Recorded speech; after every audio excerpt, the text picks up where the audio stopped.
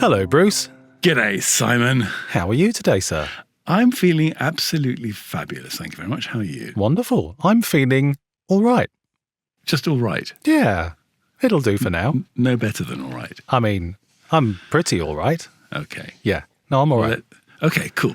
So, I don't think we need to do this anymore. What, do you want to stop doing Factoraly? You want to stop producing this wonderful show? Well, no, I don't think we need to tell people what it is anymore. Oh, I see. You think they know?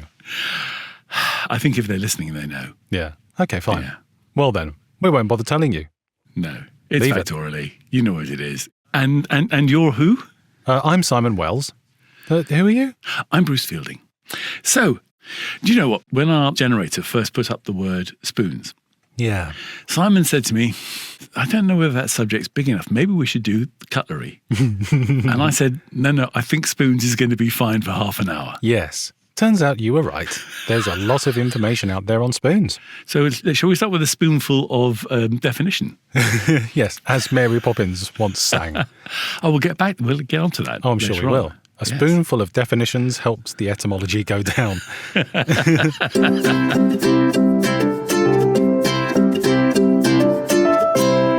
So, is spoons, the definition of a spoon, reasonably simple compared to some of the other things we've had of late. It's an implement consisting of a small, shallow, oval or round bowl on a long handle used for eating, stirring and serving food, which I think is reasonably concise. Yes, That's what a spoon is. I think that defines a spoon very well. Yeah. The etymology of the word spoon comes from the Old English word spoon, which means a chip of wood. Oh. Which in turn comes from the German/Scandinavian word span, meaning a shaving of wood. Okay. So it's a little chip of wood that you use to eat with. To spoon stuff up in. Indeed. And that's what they're for. They're for eating liquid, soups, stews, ice creams, jellies, things like that. See our previous episodes on each of those things. Oh, yeah.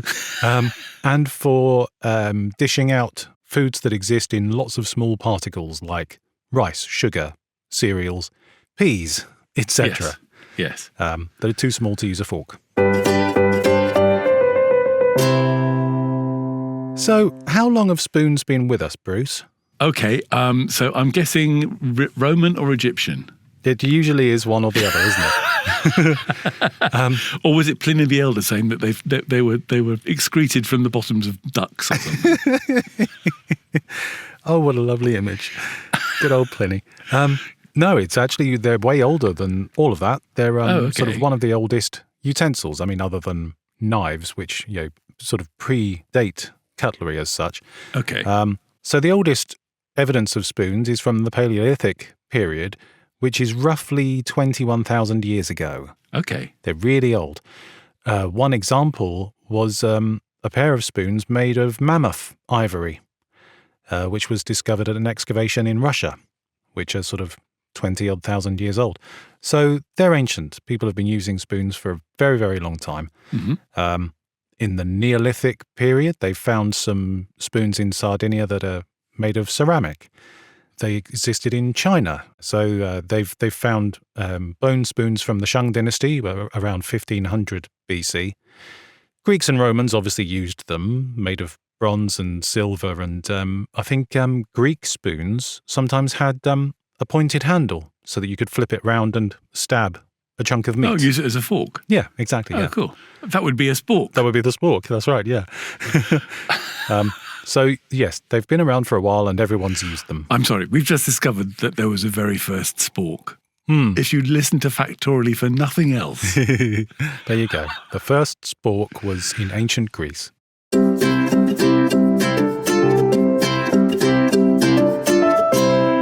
So what interesting things have you found about spoons, Bruce? Well, I mean, okay, let's get straight on to this. So you mentioned a spoonful of sugar. I did. As in Mary Poppins. Mm-hmm. So do you know what inspired that song? Presumably the old idiom that a spoonful of sugar makes the medicine go down. It's not an old idiom. It was it was Robert Sherman's son Jeff Sherman. Robert Sherman was one of the brothers that wrote the music for Mary Poppins. Right. And he asked his son what sort of a day he'd had at school. Yeah. And his son said, "Oh, we all had to have polio vaccines at school." Oh, okay.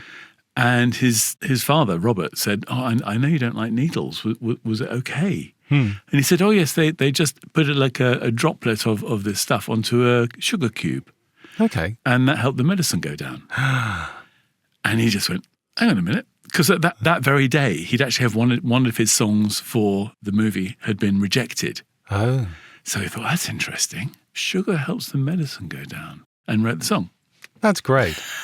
One of the most iconic songs from musical history was inspired by a kid having a polio vaccine. Yeah. Brilliant. Wow. The facts are already coming. Oh, yes. I mean, there are lots of different sorts of spoons, aren't there? We should get that out of the way as well. Yeah, sure. I saw a picture. I tell you what, we'll upload one of these pictures onto our website. If you go and visit factoraly.com.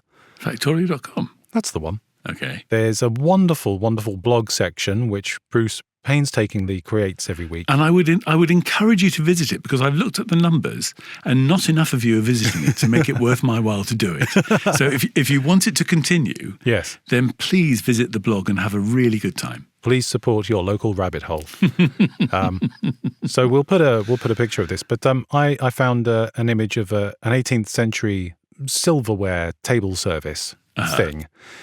And it just had so many types of spoons on it. I mean, I didn't even look at the crockery and the forks and all the rest of it, but it had a gargantuan number of spoons for different purposes. Yes. This particular image contained a serving ladle, basting spoon, salad server spoon, tablespoon, soup spoon, dessert spoon, teaspoon, boiled egg spoon, sauce ladle, sugar shovel, mustard spoon, salt spoon, spice sifter, marrow spoon, Stilton scoop, and a berry spoon. I didn't know that most of those things existed. And I have quite a few of those. You do. Have you been able to identify which one of yours are what? Oh, yes. I know what they are. You know I what use they them. Just in everyday life. Wonderful. Brilliant stuff. But there are some spoons which aren't called spoons. For example, a Scottish spoon made from antlers to stir porridge with is called a spurtle. A spurtle? Yes, and I've got one of those too. That might just be my new favourite word. That's lovely. Spurtle, yes. And then there's a mother spoon. Right. Again, which I have a sort of a version of. Is it related to the daddy spoon? No, it's made from mother of pearl. Oh, I see. And the reason it's made from mother of pearl is that if you use a metal spoon to spoon caviar, Right. It taints the caviar. Oh, does it? So what you want to do is you want to spoon the caviar out onto the V of your hand. Right. So basically, you should eat caviar off the V on the outside of on the outside. between your thumb and your forefinger. All right. Sort of almost like you're licking the salt at the end of having a shot. Exactly. Right. Exactly. And that's how you should eat caviar. But you spoon it on with a mother of pearl spoon, or a spoon that isn't metal. Yes. How interesting. So this is just a standard Friday night for you then? Yes, of course.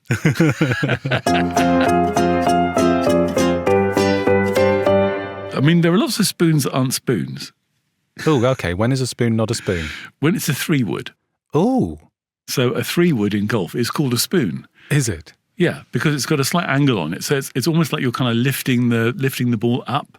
You're sort of away. scooping it into the air. Yeah, I mean, it's not a 5-wood, but a 3-wood is good enough. A driver, which is flat, or a 1-wood. And then you've got a 3-wood, which has an angle on it, and that kind of spoons the ball up. Ah, wonderful. And it's nicknamed a spoon. It is. That's great. Then there's, I mean, we have to get onto this at some point, because I know you're an expert. Spoons.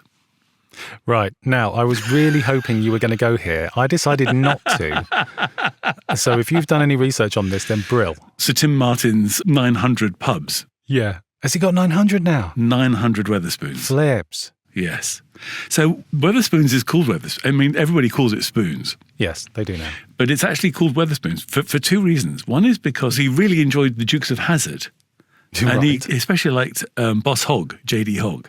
Oh, JD. So that's the JD part of Weatherspoons. And he had a teacher in New Zealand where he was brought up, Yeah. who was completely useless and couldn't control a classroom, Right. who told him he'd never come to anything, Right. and called Weatherspoon. Oh, wonderful. So he thought he would get his revenge by calling his pub's Wetherspoons. That's fantastic. I don't think I've seen the JD written down in a long time. I remember when I first became aware of Wetherspoons, sort of early 90s, I suppose. They said JD Wetherspoons on them. I don't think many of them do anymore. No. Well, the first one was in Muswell Hill. They were mostly in North London to start with. And now they've spread, obviously, to 900 pubs and hotels and all sorts of things. Yeah. And I think one of the earliest was named The Moon Underwater. You may well be right after the Orwell. That's right, yeah. So Yes. I think we might have mentioned this somewhere before on one of our many episodes. So George Orwell wrote a beautiful little piece describing his ideal pub. It wasn't real, it was just imaginary. And Yes. he talked about all the wonderful assets that this pub should have. And he named it The Moon Underwater. And so one of the first Spoons pubs was called that. And so there are a few branches of Wetherspoons, particularly around London. There's a moon on the hill, there's a moon on the green, there's a moon underwater, Okay. etc., in homage to that. Very good. And if you go back to our episode on carpets, Yep. you'll discover that in every Wetherspoons, there's an Axminster carpet custom made for that pub. Yes, indeed, yeah. I have used that fact a few times when going to said pubs of late. Yeah. Excellent.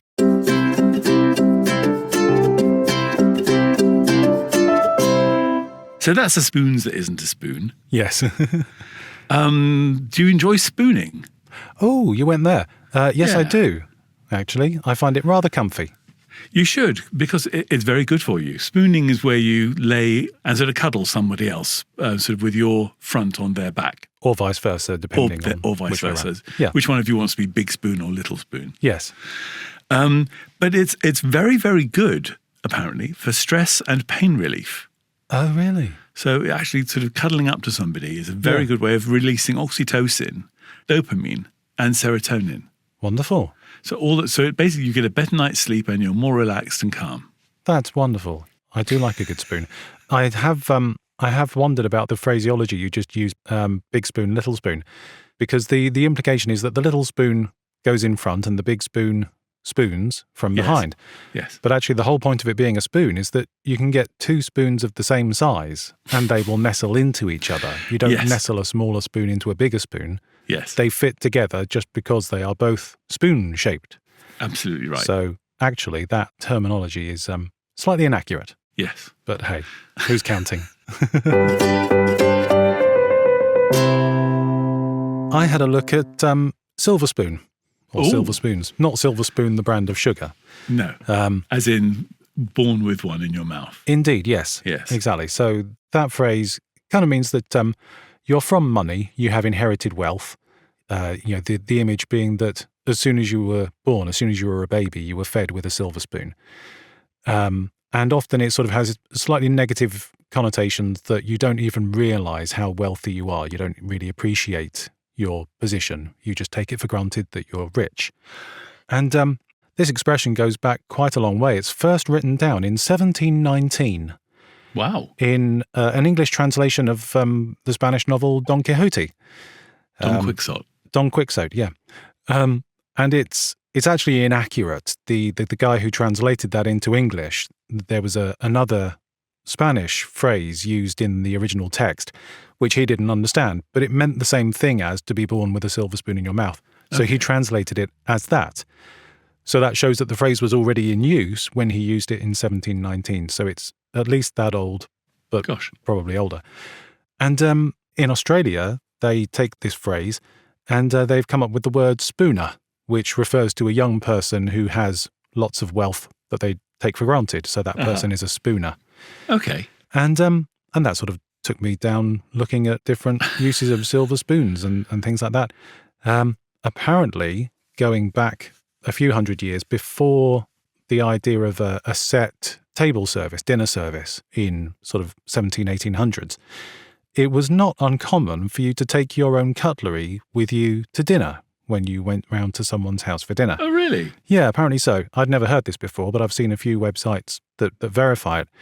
And one of the particular things you took with you was a spoon. And if you were of a certain class, you would take a silver spoon with you, so that when you're at dinner, you whip your silver spoon out of your pocket and you make a good show of it, and everyone else around you knows that you're of a certain class. And more recently, in 2015, there's There's something in South Korea called spoon class theory, Okay. which takes this idea that you can tell what class someone is from the type of spoon that they use. And this is a whole sociological, political theory that's actually taught in universities called spoon class theory. And it goes really in depth, and I can't be bothered to talk about it that much. But there are levels of spoon class that you could refer to people. The wealthiest being a gold spoon, so that person is a gold spoon, and the poorest being a dirt spoon. And there are different levels in between, from clay, bronze, silver, gold, etc., etc., all representing that family's particular economic status. Wow. So spoon class theory. Gosh. So you mentioned taking your own spoon. Yes. In very cheap restaurants, cafes, places where you eat, but that are really cheap. Eateries. Many years, hundreds of years ago, what they did was they had like a wooden table, and they would basically make bowl-shaped indents in the wooden table. Yeah. And they would serve out food into the indents, so no washing up. Oh, I see, right. So basically, you ate out of these wooden indents. Oh. And what they would do is they would chain a spoon Right. to these wooden tables. So there would be sort of a number of spoons chained to the table. Yeah. And it's a theory that what they used to do is come along with a cloth when you'd finished, and they sort of wipe around this wooden bowl in the table. Yeah. And then they'd give your spoon a bit of a wipe. Yes. But occasionally they wouldn't give it a very good wipe, Right. which would leave it greasy. Greasy spoon. Oh, I say. What do you think our chances are of that actually being real? I would, since all apocrypha is real in Factoraly, Well, I think therefore it's real. Yeah, I do too. Greasy spoon. I like that very much. You've seen the movie Digby, haven't you? The biggest dog in the world, yes. There's a scene in that where Jim Dale's character goes into a cafe and there's a knife and fork chained to the table to prevent theft. Yes. But they're both on really short chains, and he tries to grab them both and start eating his breakfast, and they don't both reach the plate at the same time. So he sort of shifts the plate to the right, cuts the sausage, shifts the plate to the left, picks up the sausage with his fork and eats it. And there's a whole little musical number in this movie based around that. Excellent. When you talked about Australian spooners, Yes. I thought you were going to talk about Oxford spooners. I don't know what that is. So there was a chap called the Reverend William Spooner, Right. who was a don at Oxford, Yeah. who used to get his words mixed up. Oh, spoonerism. Yes. Oh, yes. Right. Okay. Yes. Go on then. Yes. So I mean, there are so many spoonerisms. I mean, I can put a link in the blog. Please do. But one of my favourite one is when there was a toast, and the Reverend William Spooner stood up and said, "Ladies and gentlemen, I'd like to propose a toast to the queer old Dean." The dear old Queen. That's brilliant. One of my favourite spoonerisms. I do this quite a lot. It's just fun to mix your letters around. And I sort of do this with my son quite a lot, which perplexes him because, it often turns out to be something rude. Mm-hmm. That's kind of the best way to use a spoonerism. Yes. And one of my favourite spoonerisms is actually an Australian term. An Australian friend of mine says, "no wucks," meaning no problem. Yes. And no wucks is short for no wucking furries. Yes. Which I love. Yeah, so the queer old Dean would have been Queen Victoria. Yes. Because Spooner was around between he was born in the 1840s. Right. And sort of died in about 1900s. Yeah. Early 1900s. So he was a prolific and learned Don of Oxford University. Yes. But he's gone down in history for mixing up these letters. Can you imagine how annoyed he must be? He must be growling in his rave.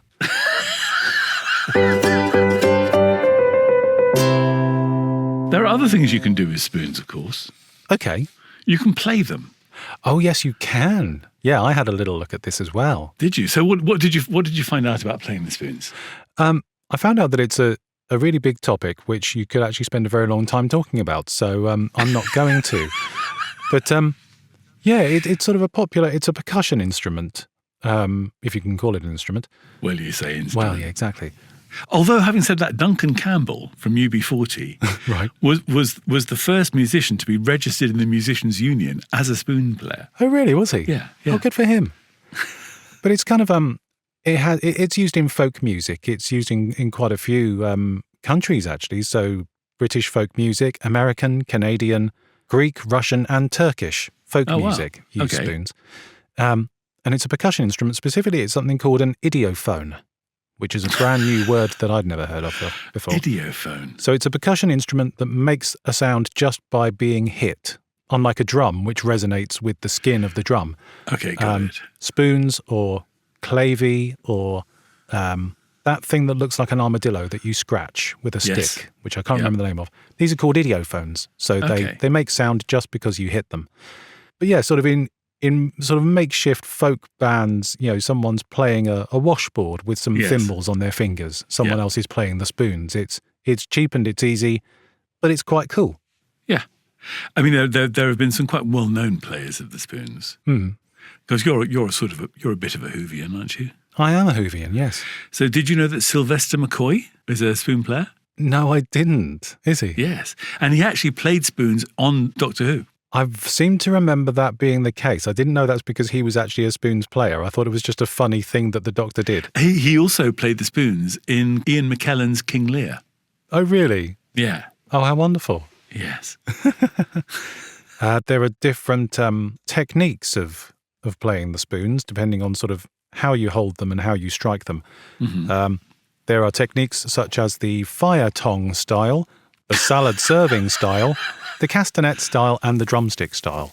But they're quite a flamboyant thing to use. People sort of tap them on their knees, on their elbows, on the back of their heads, off their thighs, and it's a whole body movement thing. It's quite showy. I remember seeing the now late Eddie Jordan playing spoons. Okay. From Jordan Formula One racing. Oh, really? Oh, right. Yes. Huh. He was a drummer, but he also played spoons. Right. Okay. Again, I'm sure if we can find a video of this being done for anyone who's never actually seen it, then we'll throw it up on the website.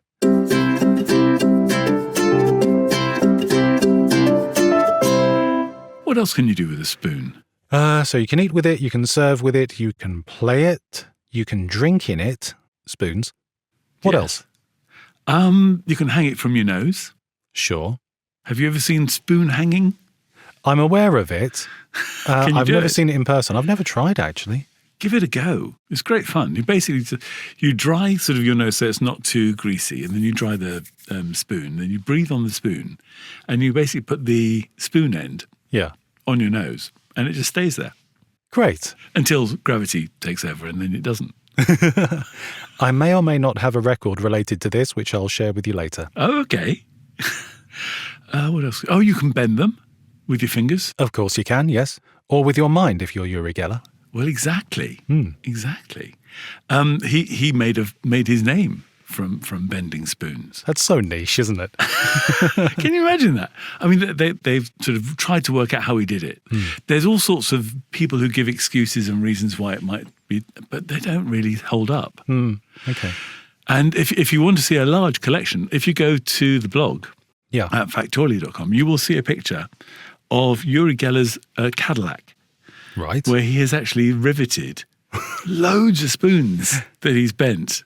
Oh, really? Including Elvis Presley's spoon. There's an old sort of, I think, King Edward's spoon. Wow.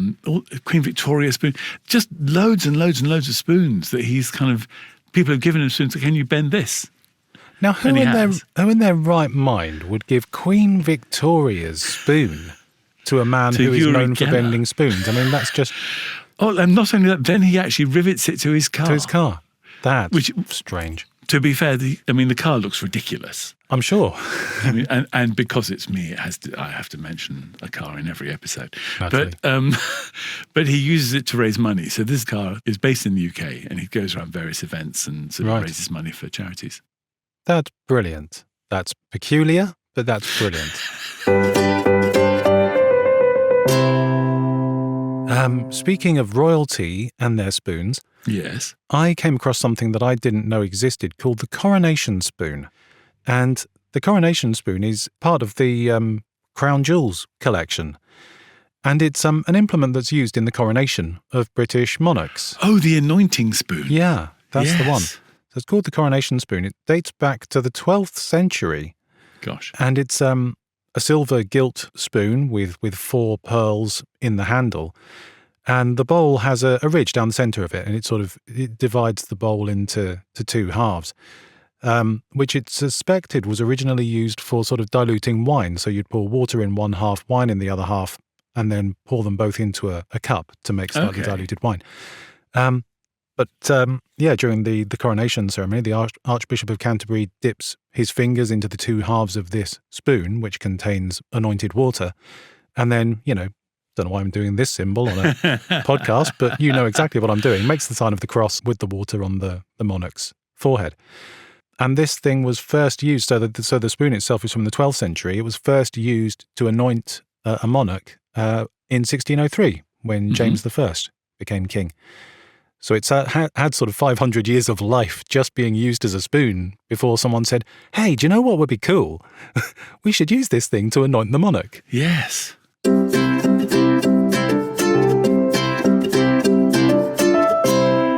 Have you heard of apostle spoons? Oh, no. What's an apostle or apostle? Apostle, as in follower of Jesus. Yes. Okay. No. Right. So apostle spoons were a thing going back to the 1400s, quite popular throughout Europe. And this would sort of be a gift set, often presented to a child on their baptism. And it's a set of 13, obviously, because we count the other guy. So these 13 sort of beautiful decorative silver spoons, and the end of the handle is carved into the shape of a particular apostle with whatever theme imagery goes with that particular apostle. Okay. And so these were popular in England. Quite a large number of them have been found in sort of excavations throughout Germany and the rest of Europe. Okay. And there's a set of them in the British Museum, which date from 1536-ish. So rather old. This particular set, one of the spoons has Mary on it instead of Jesus.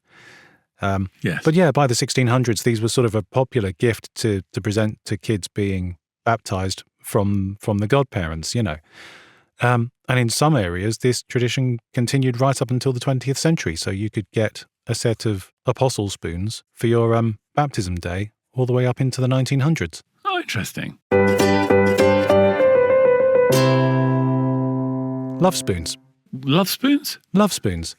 So I love spoons. I love spoons as well. So there's a thing called a love spoon, most typically a Welsh love spoon. Okay. Very, very popular in Wales. They did use them in Germany as well, but I think that habit has sort of died out. But it's a decorative wooden spoon presented to a couple on the day of their wedding. And it has different imagery sort of carved into the spoon. I've got one because a Welsh friend of mine bought me a Welsh love spoon on the day of my marriage. Oh, nice. And they're carved with different symbolism. So it sort of right into the handle all the way to the end. You have a series of symbols, one after the other. And you get a horseshoe carved in for good luck, a cross for faith, a pair of bells representing the marriage, a heart for love, obviously, often a cartwheel for support and hard work in your marriage, and a lock to represent the security of being married. And you can get these fantastically decorative wooden spoons with all of these different bits of imagery carved into the handle, and you just sort of hang it on the wall as a symbol. They often carve the date and the name of the couple into the heart in the middle of it. In Norway, they have something similar called linked spoons. So they would make a pair of spoons connected by a wooden chain. And these things were usually carved from one single piece of wood. So all of the links in the chain were sort of hollowed out. Oh, and, wow. Really, really intricate. They sort of look like a pair of nunchucks. Well, we know that Vikings had very little to do when there was terrible weather in the winter. Well, yes, that's true, yeah. So that would be something that you whittling some wood down into a pair of spoons with a chain in them. Exactly, yeah. It's something to do on a rainy night, isn't it? Yeah. And these spoons were traditionally used by the married couple on the second day of their wedding. They would use it to consume their breakfast on that morning. And it was sort of a symbol of their linkage and their connectedness in marriage. And then after they'd finished using them, they'd hang them on the wall as a symbol. How nice.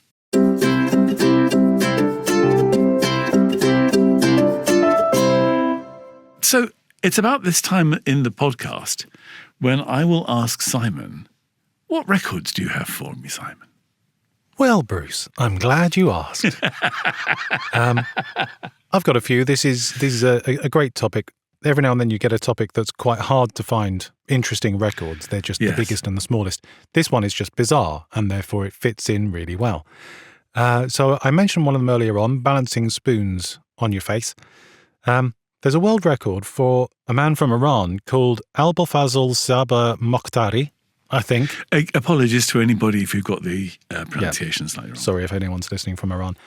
And he has the world record for balancing the most spoons on his body, so not just on his nose or his face. They're actually draped over different parts of his body. Oh, my word. He first set this record in 2021. I'm sorry, my mind went immediately somewhere. Yeah, it doesn't show. It doesn't state whether it's that region. But it's certainly, they're all over his face, his neck, his shoulders, his torso, etc. Yeah. He first set the record in 2021 when he balanced 85 spoons on his body. Okay. Beating the previous record of 64, so really smashed it. And then he broke his own record in 2023 with 88 spoons, and then he smashed it again just this year, 2025, with 96 spoons. Just balanced anywhere on his body? Yeah, at the same time. Okay. So that's quite fun. The largest collection of spoons, there's a fella in Australia called Des Warren, who owns a collection of over 30,000 teaspoons, and this record is recognised by the UK Spoon Collectors Club, which I just think it's charming that we have such a thing. That makes my sort of dozen spoons pale into insignificance, doesn't it? But yours are practical. You have a wonderful collection of usable spoons that most people didn't know exist. That's just as impressive. He had a special room built as an extension upon his house to contain 20 cases of spoons for this collection. And a spoon room? They're a spoon room, yeah, a spoonery. Wow. And they're made from all sorts. They're made from china, silver, gold, some bone ones, some crystal ones, glass ones. It's quite exceptional. Wow. And then the largest ever spoon. Yes. You mentioned Uri Geller. Yep.